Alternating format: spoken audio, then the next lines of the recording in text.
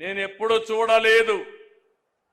నేను అధిక అపోజిషన్లో ఉంటే అసెంబ్లీలో మా మిస్సెస్ను కూడా తిట్టే పరిస్థితికి వస్తే ఎంత నేను బాంబులకు కూడా భయపడలా,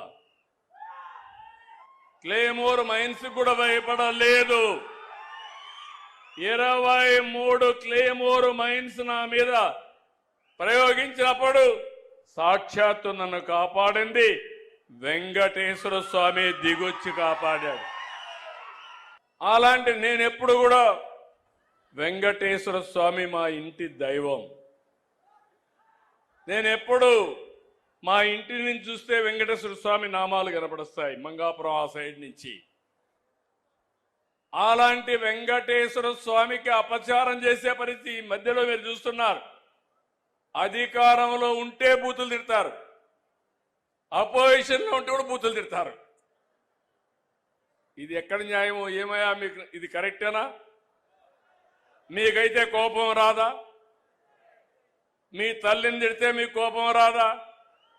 మీ ఇంట్లో వాళ్ళని తిడితే మీకు కోపం రాదా? మనం తిట్టించుకోవడానికి రాజకీయం చేస్తున్నావా?